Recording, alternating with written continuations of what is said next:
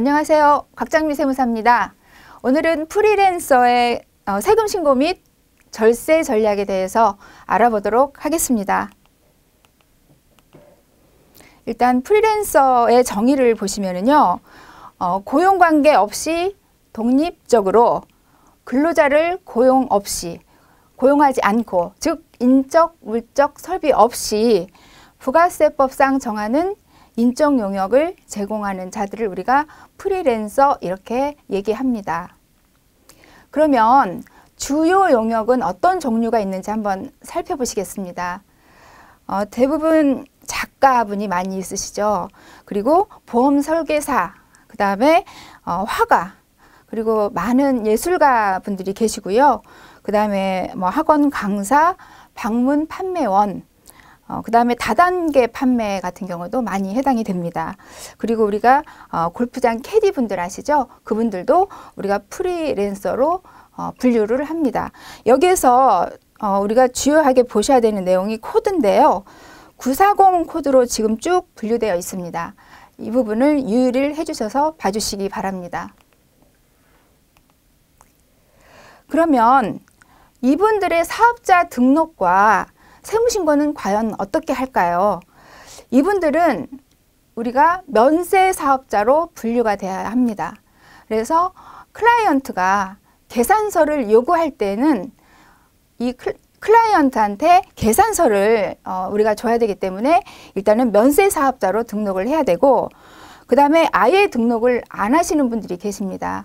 그래서 이 두 가지로 우리가 분류를 할 수 있고요. 면세 사업자로 등록을 하시는 경우에는 일단 우리가 2월 10일까지 면세 사업자 사업장 현황 신고라는 것을 하게 됩니다. 그리고 5월 달에는 종합소득세 신고 의무가 있습니다. 그리고 아예 신고를 하지 않은 미등록 사업자인 경우에는 5월 달에 종합소득세 신고만 하시면 됩니다. 그리고 여기에서 제가 절세 전략을 주요 포인트로 잡았는데요. 첫 번째 절세 포인트 유념해서 보셔야 될 게 바로 우리가 앞 페이지에서 보셨던 코드입니다. 이 코드를 보시면 업종 코드에 940100, 940600 이렇게 다 보시면 940 코드로 분류가 되어 있습니다. 그런데 이게 지금 중요한 포인트인 게 뭐냐면 우리가 면세 사업자로 등록을 하기 위해서는 코드를 분류를 해서 세무서에 가서 사업자 등록 신청을 해야 되는데 사실은 공무원분도 잘 모르십니다. 그래서 잘못하면 940 코드로 안 하고 749 다른 번호로 발행되는 사업자 등록 신청서가 나올 수가 있어요. 그렇게 되면 아주 골치 아파집니다. 부가세 신고도 해야 되고, 왜냐하면 과세 사업자가 돼버리기 때문이에요. 그래서 나중에 이 잘못된 사업자 등록을 바꾸기 위해서 다시 세무서 가서 정정신고해야 되고 굉장히 복잡한 절차가 따르기 때문에 이 프리랜서 분들은 반드시 사업자 등록을 해서 면세 사업자 등록을 할 때 940으로 분류되는 사업자 등록을 반드시 신청해야 되는 거 굉장히 실무적으로 중요한 부분입니다. 다음은 수익 금액별 종합소득 신고 방법에 대해서 살펴보도록 하겠습니다. 일단은 수익 금액이라고 하는 것은 우리가 기준으로 하는 수익 금액은 직전 연도 수입이기 때문에 우리가 기준으로 한다면 2018년도 수입을 우리가 생각하면 되겠습니다. 그래서 수익 금액이 7,500만 원 이상, 그 다음에 2,400만 원 이상에서 7,500만 원 미만, 그리고 2,400만 원 미만인데요. 이 금액은 2018년도 수익 금액입니다. 그래서 그 금액별로 기장신고의 경우와 그 다음에 추계신고를 하는 경우 두 가지로 구분을 해보겠습니다. 기장신고는 당연히 7,500만 원 이상인 경우에는 복식부기 의무자이시죠. 그리고 7,500만 원 미만인 경우에는 간편장부 대상자이십니다. 그런데 신고를 기장으로 하지 않고 추계로 해서 신고를 했을 경우에는 7,500만 원 이상, 그 다음에 2,400만 원 이상, 7,500만 원 미만까지는 기준경비율을 적용하게 됩니다. 기준경비율에 대해서는 조금 이따가 살펴보도록 하겠습니다. 그리고 2,400만 원 미만인 경우에는 간편장부 대상자이면서 당연히 단순 경비율로 신고를 하는 게 유리합니다. 그래서 우리가 이 표를 통해서 수익 금액과 기장 신고의 방식, 그 다음에 추계 신고를 했을 때 어떤 이익과 혜택이 있는지에 대해서 살펴보았습니다. 그래서 첨부하면 예를 들어서 7,500만 원 이상인 복식부기 의무자가 기준경비율 신고를 했다.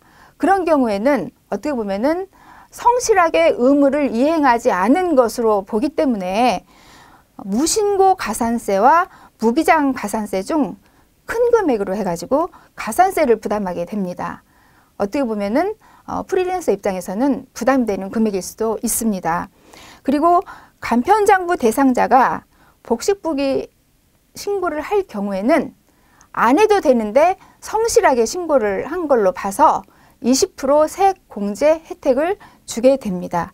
이 정도로 우리가 그 혜택과 부담에 대해서까지 살펴보았습니다. 다음으로 그러면 소득금액 계산은 어떻게 될까? 우리가 일반적으로 사실은 이 부분은 쉬운 부분이 아닌데요. 되도록이면 간단하고 이해하시기 쉽게 설명을 해드리도록 하겠습니다. 간편장부 대상자가 장부를 작성할 때 이때는 당연히 총수익금액, 이 총수익금액은 제가 앞에서 말씀드린 것처럼 2018년도 수익금액을 말합니다.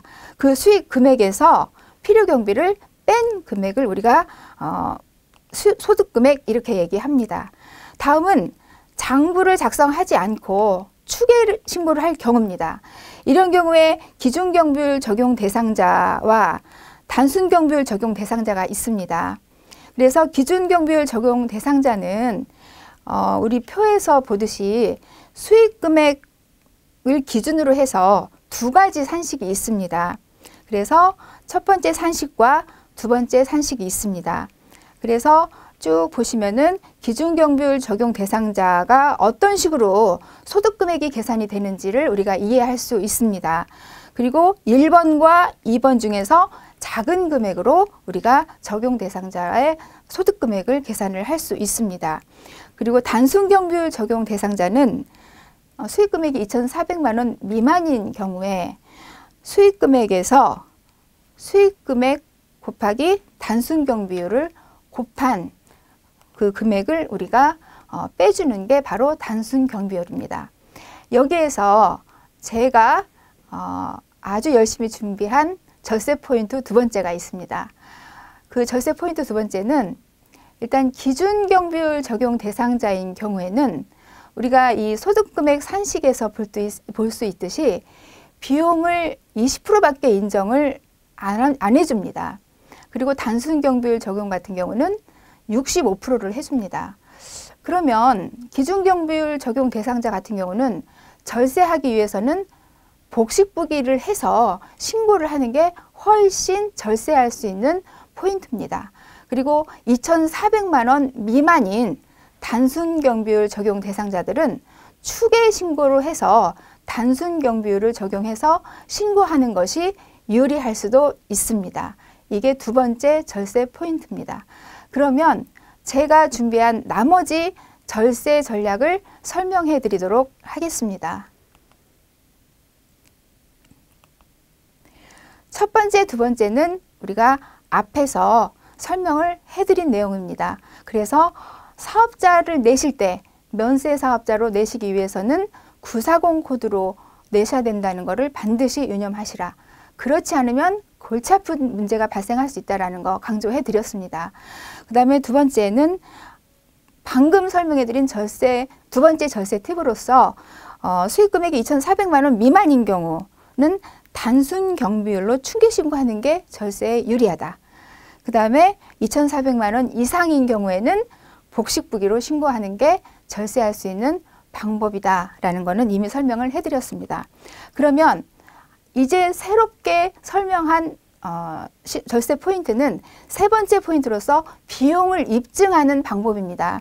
그래서 지금 네 가지의 항목이 있는데요. 첫째는 사업과 관련 있는 지출이 있을 때는 되도록이면은 신용카드를 사용해라 라는 내용입니다. 증빙이 돼야 되니까요.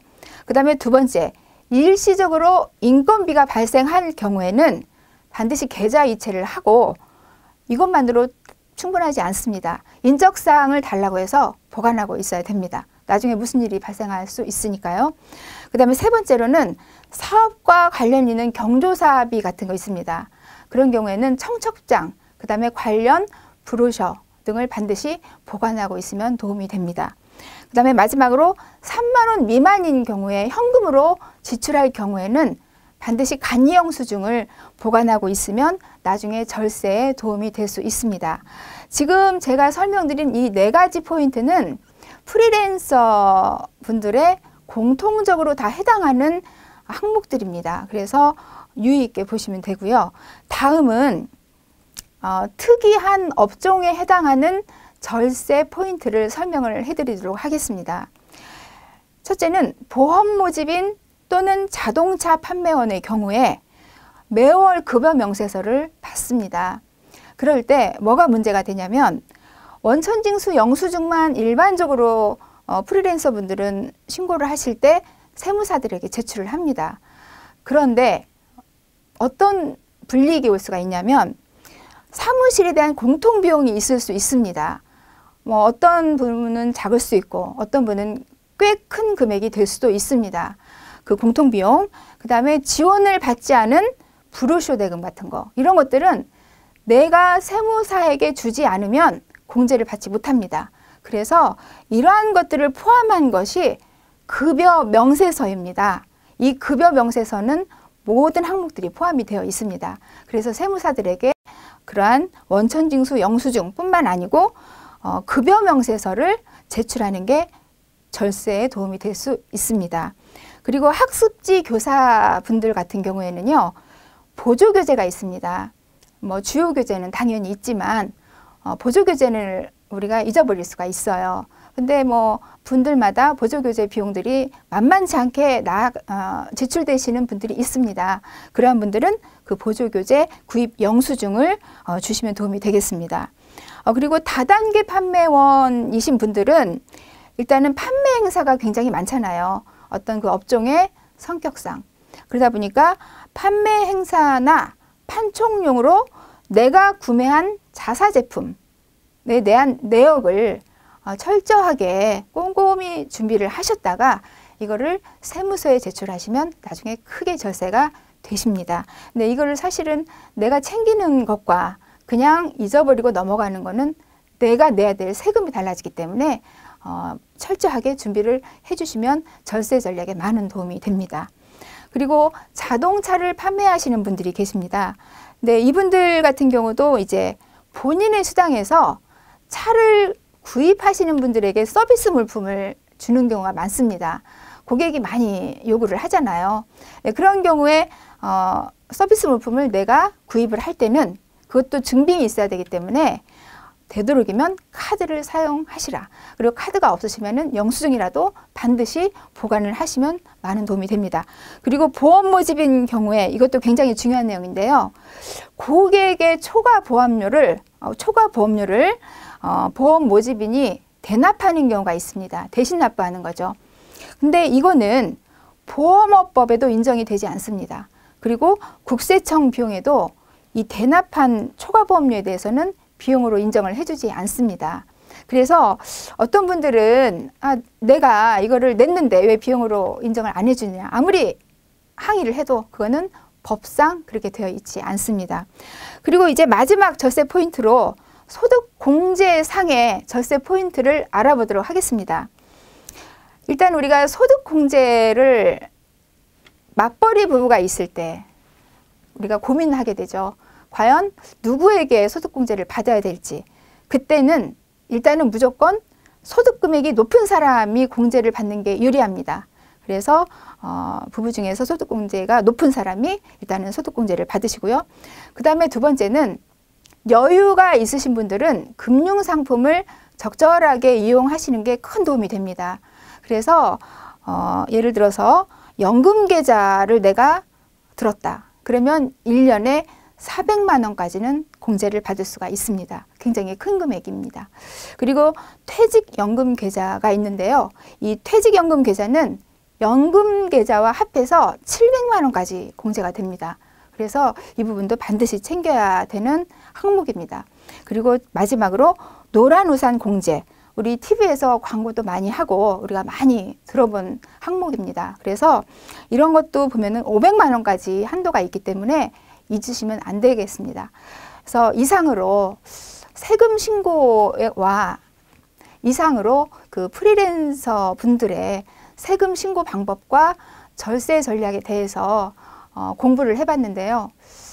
요즘처럼 어려운 시기에 전략적으로 절세를 하시고자 하는 많은 프리랜서 분들에게 도움이 되는 유용한 정보가 되셨으면 합니다. 감사합니다.